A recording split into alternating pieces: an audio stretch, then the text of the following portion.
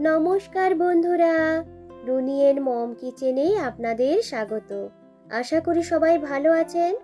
আজ আমি আপনাদের সঙ্গে শেয়ার করব ভীষণই হেলদি, টেস্টি ও প্রোটিনে ভরপুর সকালের ব্রেকফাস্ট বা স্কুল অফিসের টিফিন রেসিপি। আজকে আমি আপনাদেরকে বানিয়ে দেখাবো মাল্টিগ্রেন ধোসা বা আদাই ধোসা রেসিপি। বিভিন্ন ধরনের ডাল ও চাল দিয়ে বানিয়ে নেওয়া এই ধোসাগুলো খেতে কিন্তু ভীষণই টেস্টি হয়। এই ধোসার ব্যাটারটিকে বানিয়ে নেওয়ার সাথে সাথেই কিন্তু আপনারা ধোসাগুলোকে বানিয়ে নিতে পারবেন। আগে থেকে কোনো রকম ফার্মেন্টেশনের প্রয়োজন হবে না। না তো লাগবে বেকিং পাউডার, না লাগবে সোডা, না তো লাগবে ইনো। অল্প তেলেও আপনারা কিন্তু এই রকম ক্রিস্পি ধোসাগুলোকে বানিয়ে নিতে পারবেন। তাই ভিডিওটা স্কিপ না করে পুরোটা দেখার অনুরোধ রইল। আশা করছি আপনাদের ভালো লাগবে। তো চলুন শুরু করা যাক। আড়াই ধোসা বা মাল্টিগ্রেন ধোসা বানানোর জন্য একটা মিক্সিং বোলের মধ্যে নিয়ে নিলাম হাফ কাপ ছোলার ডাল। ওই সেম কাপ মেপে দিয়ে দেব হাফ কাপ তুর ডাল বা অড়হর ডাল। এরপর এর মধ্যে নিয়ে নিচ্ছি 1/4 কাপ মুগ ডাল আর 1/4 কাপ বিউলির ডাল। আপনারা চাইলে সমস্ত ডালগুলো কিন্তু একই পরিমাণ নিতে পারেন। এর মধ্যে এরপর দিয়ে দেব 1 কাপ চাল। যে কোনো ধরনের চাল দিয়ে কিন্তু আপনারা এই ধোসাগুলোকে বানিয়ে নিতে পারবেন।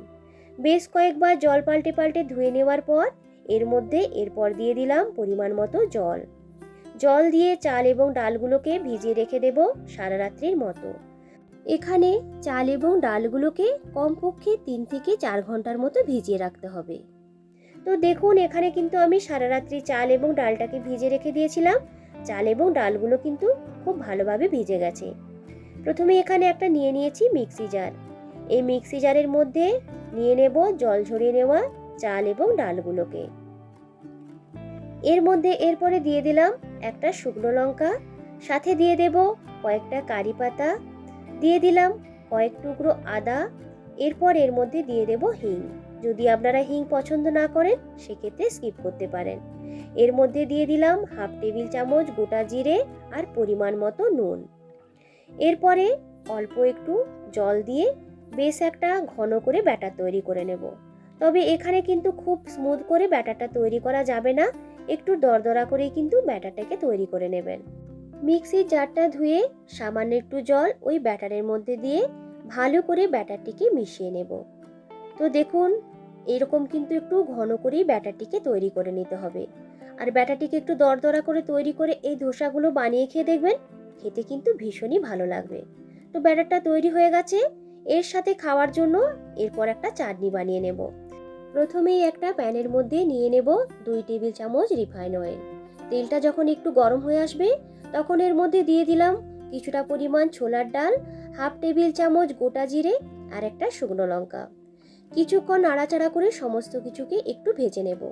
যখন জিরে এবং ছোলার ডালগুলো একটু ভাজা ভাজা হয়ে আসবে আর এর মধ্যে থেকে বেশ একটা সুন্দর গন্ধ বের হতে শুরু করবে, তখন দিয়ে দিলাম 7 থেকে 8 কোয়া মতো রসুন আর দিয়ে দেব একটু পেঁয়াজ কুচি।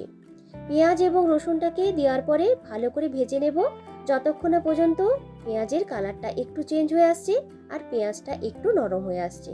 তো দেখুন, পেঁয়াজের কালারটা কিন্তু চেঞ্জ হয়ে গেছে আর রসুনগুলোর গায়ে একটা বেশ কালার ধরে এসেছে। এই সময় এর মধ্যে দিয়ে দিলাম দুটো মিডিয়াম সাইজের টমেটো কুচি আর সাথে দিয়ে দেব নুন আর পরিমাণ মতো হলুদ। নুনটা দিলে দেখবেন টমেটোগুলো কিন্তু অনেকটাই নরম হয়ে যাবে। পেঁয়াজ রসুনের সাথে টমেটোগুলোকে বেশ কিছুক্ষণ কষিয়ে নিয়েছি। এরপর ঢেকে রেখে দিলাম কিছুক্ষণের জন্য।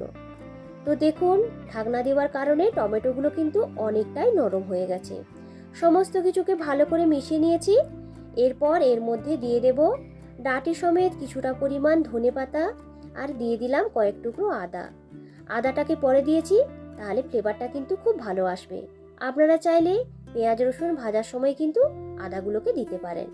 তো দেখুন, সমস্ত কিছু কিন্তু ভালো করে ভাজা হয়ে গেছে।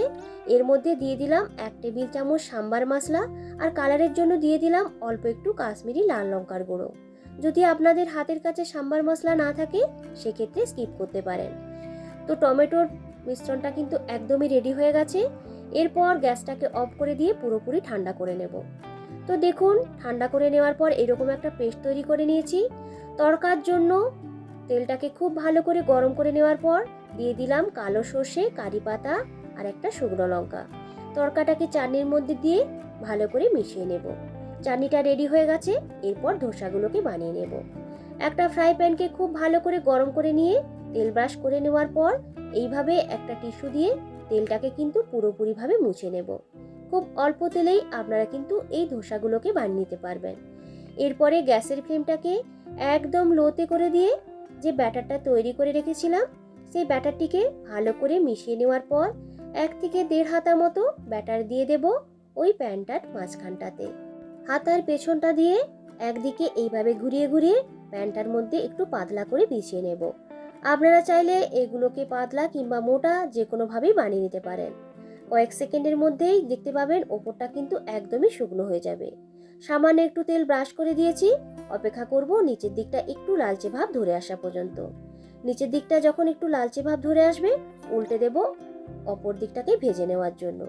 এইভাবে উল্টে পাল্টে বেশ একটু লালচে করে এখানে ভেজে নেব। তো দেখুন একটা কিন্তু আমার তৈরি হয়ে গেছে। দেখেই বুঝতে পারছেন যে কতটা ক্রিস্পি হয়েছে। দ্বিতীয়বারের ক্ষেত্রে কিন্তু কোনো রকম তেল দেব না। টিস্যুটা দিয়ে এইভাবে প্যানটাকে একটু মুছে নেব। একই রকমভাবে যে ব্যাটারটা বানিয়ে রেখেছিলাম সেই ব্যাটার থেকে ধোসাগুলোকে বানিয়ে নেব। সকালের ব্রেকফাস্টের জন্য হোক বা স্কুল অফিসের টিফিনে আপনারা কিন্তু খুব সহজেই অল্প তেলে এই ধোসাগুলোকে বানিয়ে নিতে পারবেন।